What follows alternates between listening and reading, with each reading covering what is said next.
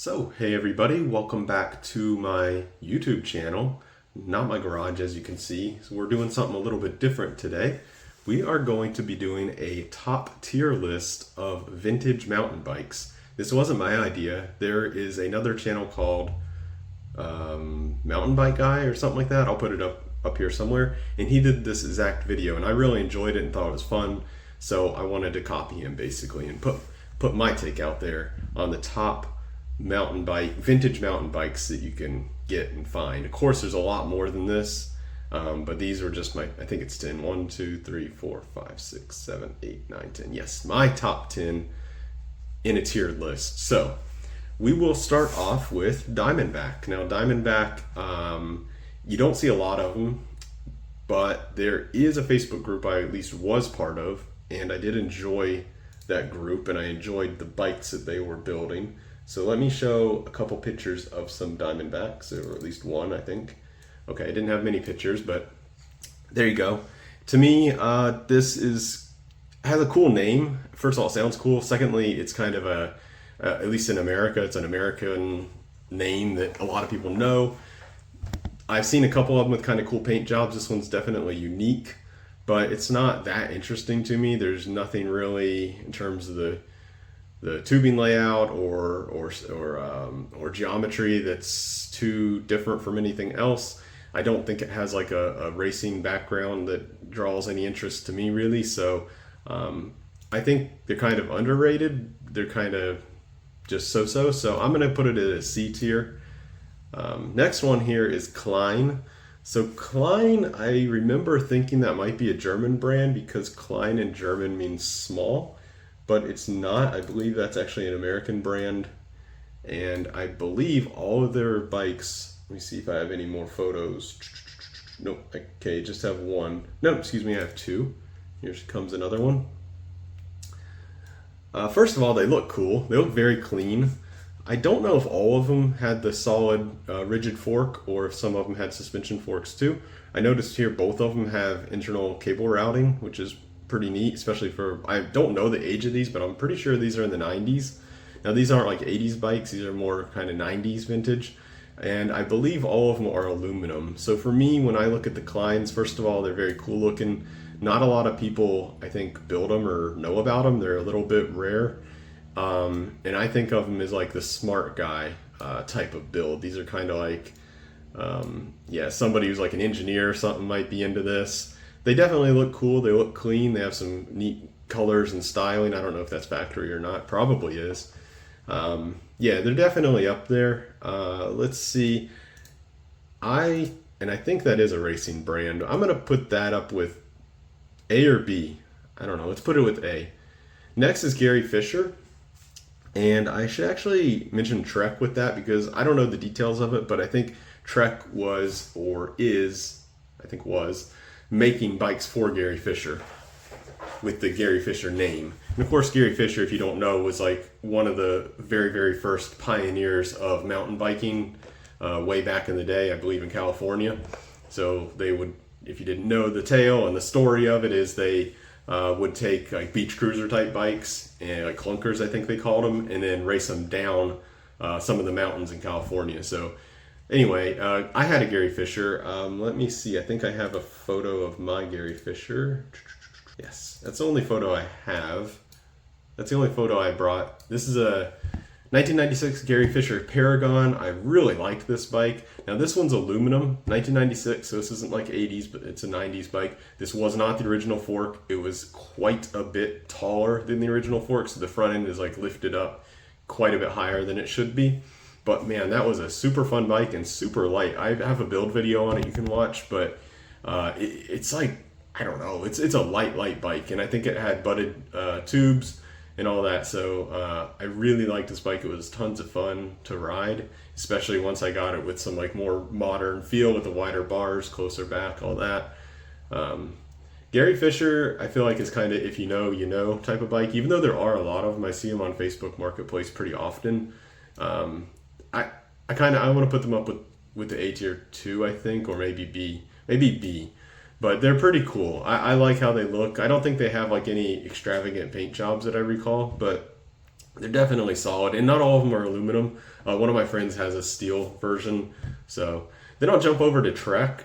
Trek is, let me pull up a couple pictures. When I think about Trek, I usually think about the 800 series. Yep, here's an 830. I had one for a very short time. I didn't do a video or anything on it, but the Antelope on, let me see, I have one more picture, another Antelope. Yeah, the one I had looked more similar to this.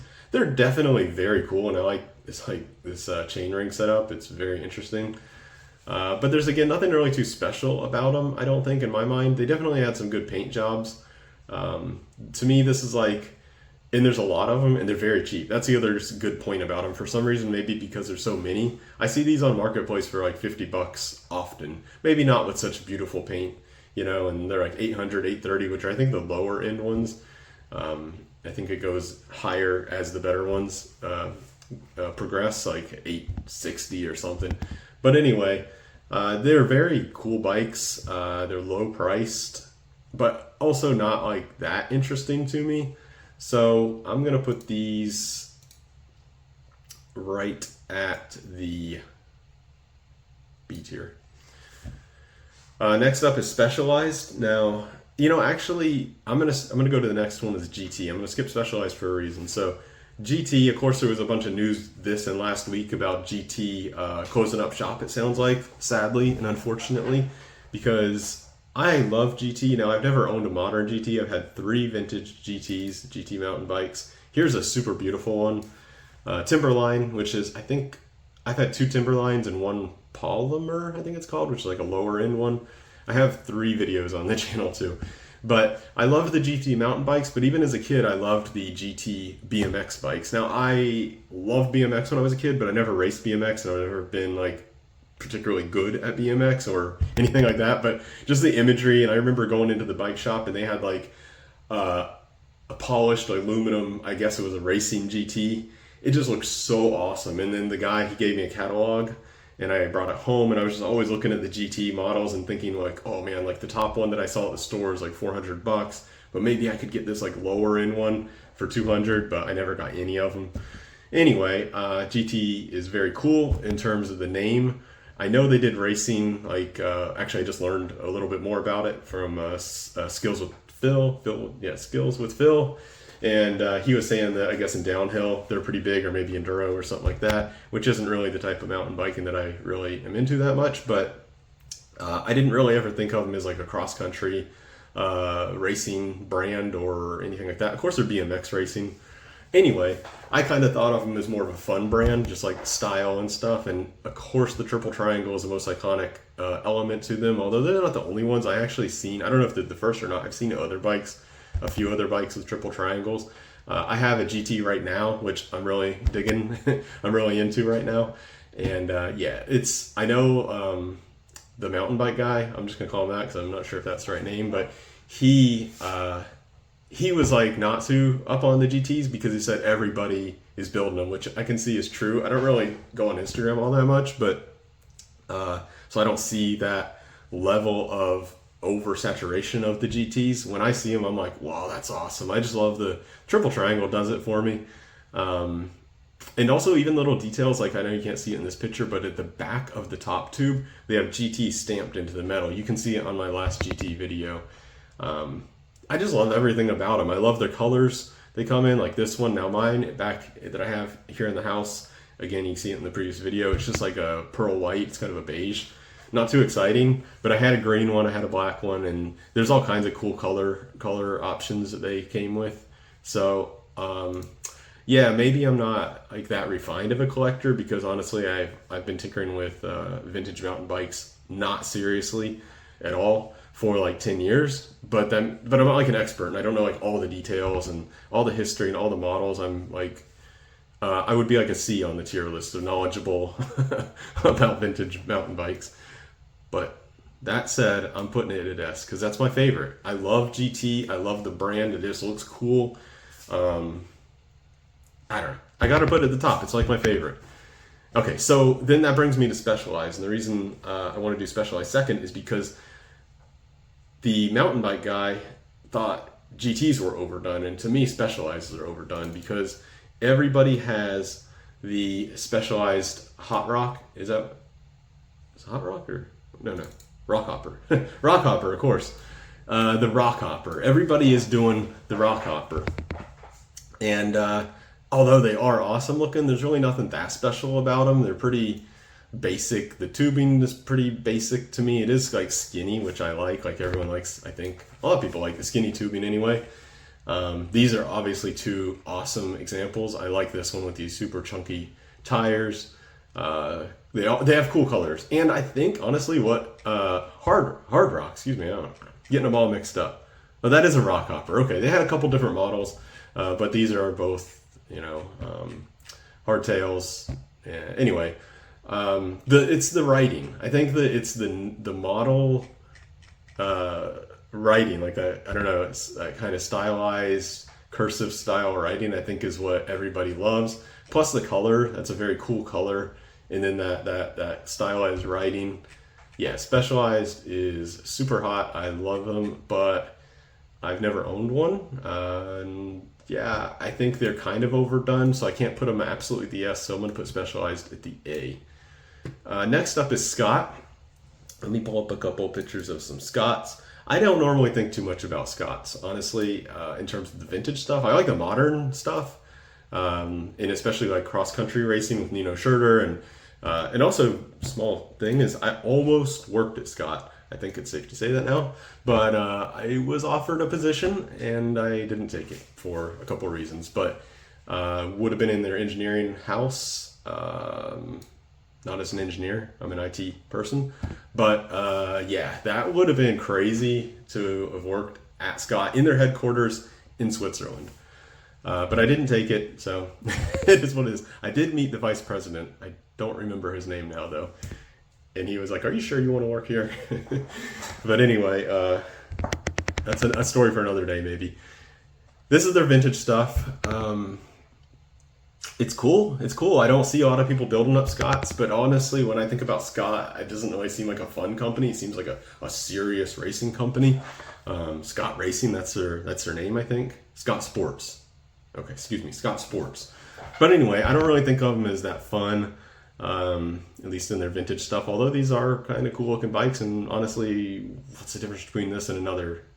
They're very similar. All these bikes are kind of similar, mostly, except for like maybe the GT, but in terms of the frames, they're kind of similar.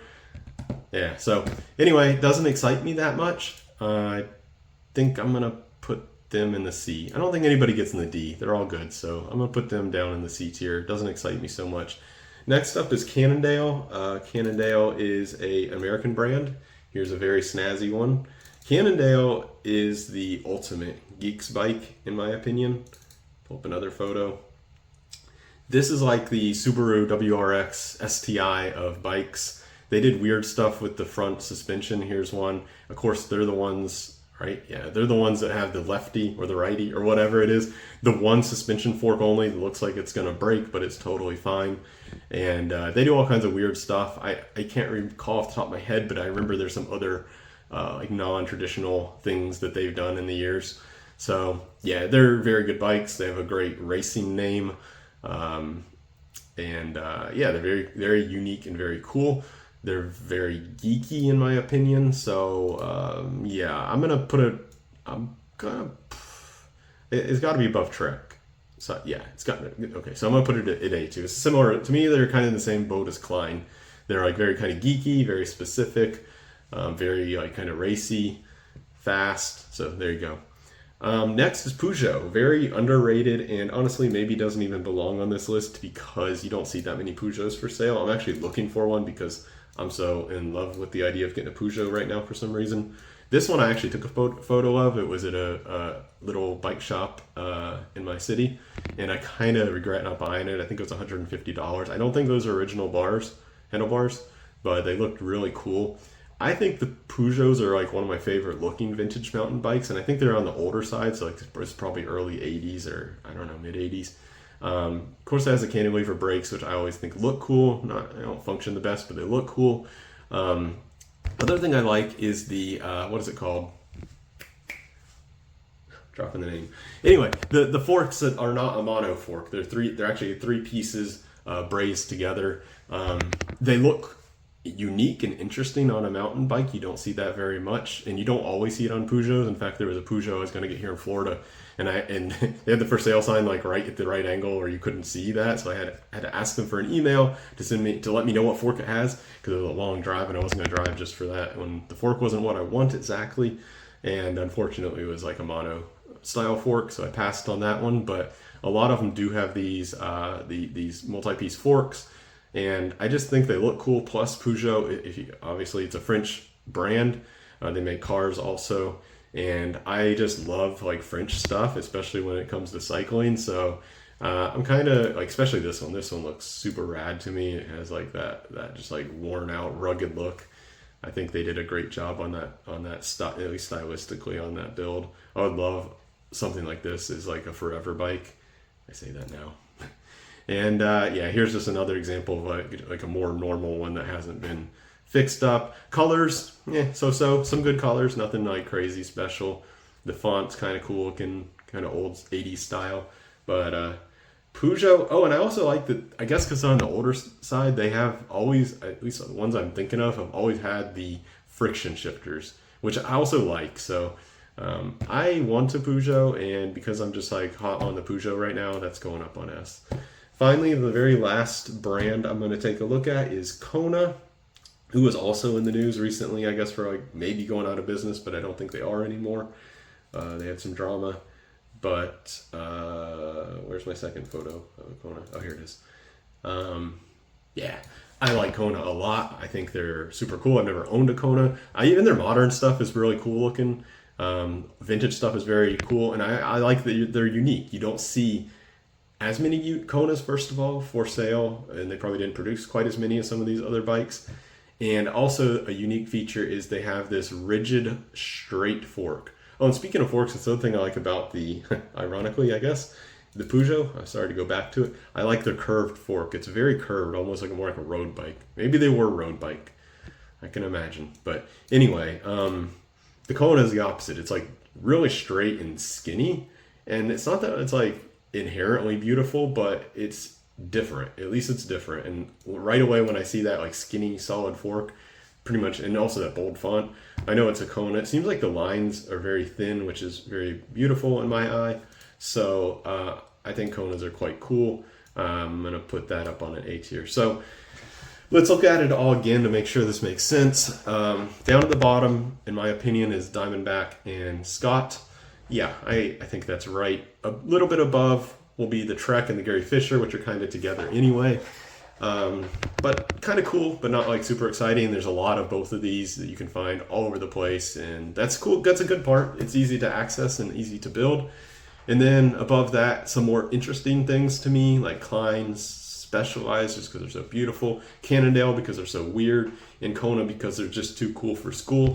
I don't think anybody raced on Kona, so they're just more of a cool brand. But then for me, the top of the top has got to be GT, just because they look so awesome and they have such a cool brand name. And then Peugeot, again, because they're unique looking. It's French, which I like. This is, by the way, a bias list. This isn't like an unbiased list. So GT and Peugeot are my top two. I have a GT. Hopefully one day in a year or so, I'll have a Peugeot too as well. But yeah, that's pretty much my tier list. Let me know if you agree or disagree, or what did I forgot? What did I forget? Like, I'm thinking like what brand should have been on here that isn't on here.